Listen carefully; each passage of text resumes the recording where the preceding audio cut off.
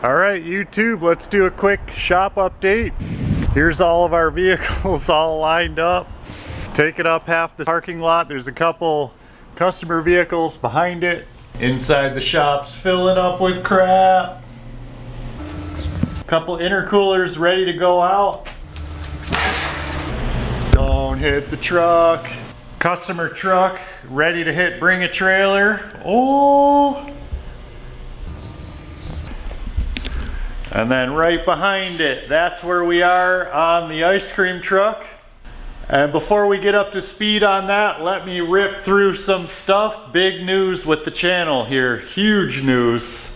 Let's get into it. Over the last 13 years of making videos, I've been pretty frivolous about not minding the algorithm. The videos were as long as they needed to be to make the point. I shared what I thought was cool without regard to how popular it would be or what the metrics would come back as. Fun fact, me spinning this chuck key is the most scandalous thing I've ever done on YouTube. You'd be surprised at how irate people got about that. But if we take a look behind the scenes at this channel, it's pretty clear that long format, how-to kind of stuff is not what YouTube wants on their platform.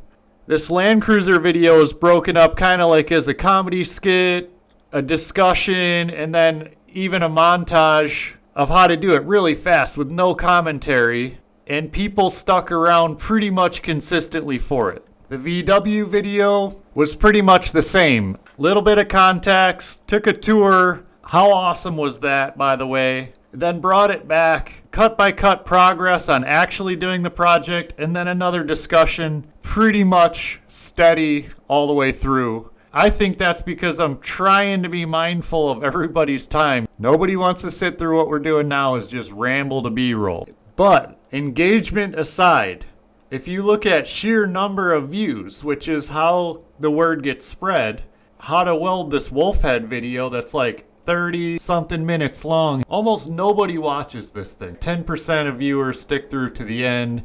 Everybody kind of bounces around like it's an encyclopedia, but this is the type of stuff that people search for. There's probably 10 times as many comments on that video or questions, reaching out in actual engagement than there is on most of the stuff on this channel. And you can't talk about analytics of this channel without recognizing the walk around videos. This Honda desert bike video is like 3 years of footage all rolled into one. A walk around of 3 separate bikes all compared. It's sort of like all of the YouTube ideas rolled into one video. No wonder it's the most popular video on this channel. I actually don't really like that video. It's fine for YouTube, but it's so hollow. There's almost nothing to be said about that video. How are you going to talk about 3 dirt bikes in 10 minutes and have most people only watch 3 minutes of it? Like, what is the point of the video other than advertising? I'm pretty sure I understand that you want to be entertained, and that's just it. YouTube is for entertainment. The videos need to be 10 minutes or less, be about the most generic shit possible, and then they need to direct you to the website where you sell t-shirts and whatever else. That's how YouTube works. That's how the system works to all together. All the shorts and the clips and everything point to the 10-minute video, which gets you to the website.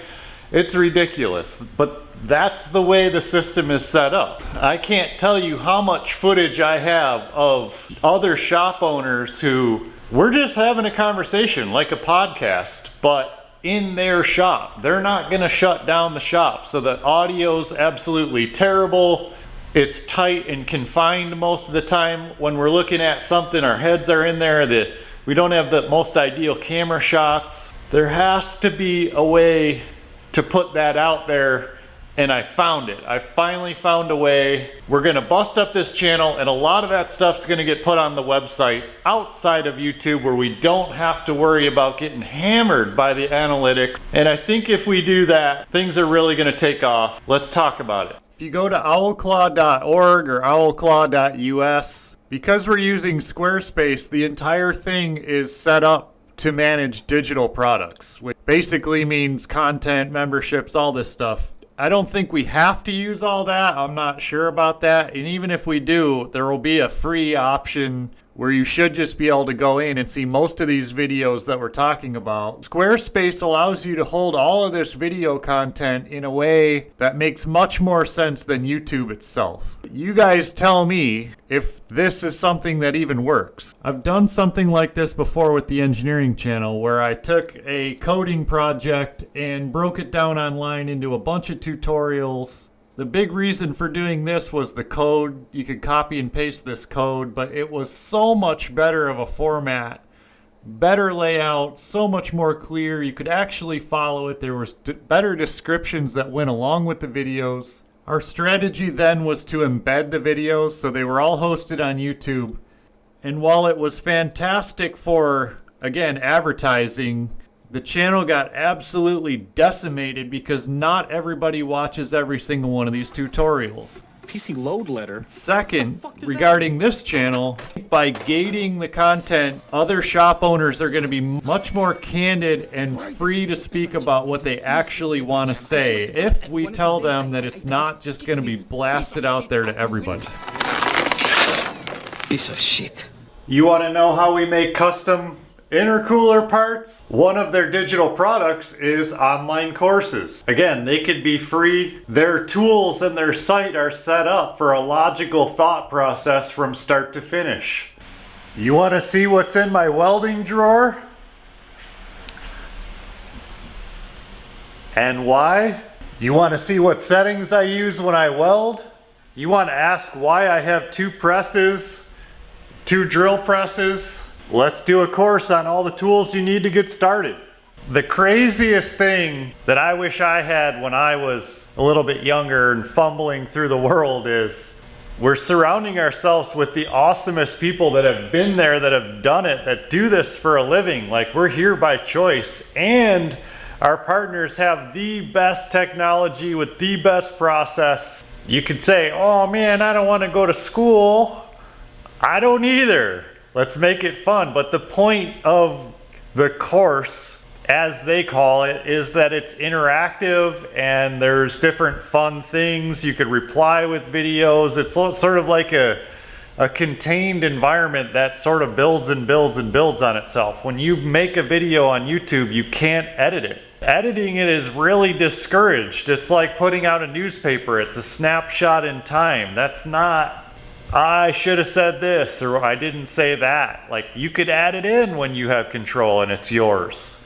So I get it. It's not ideal, and it's one more thing that we all got to have, and an app and whatever, and it doesn't cast to my TV.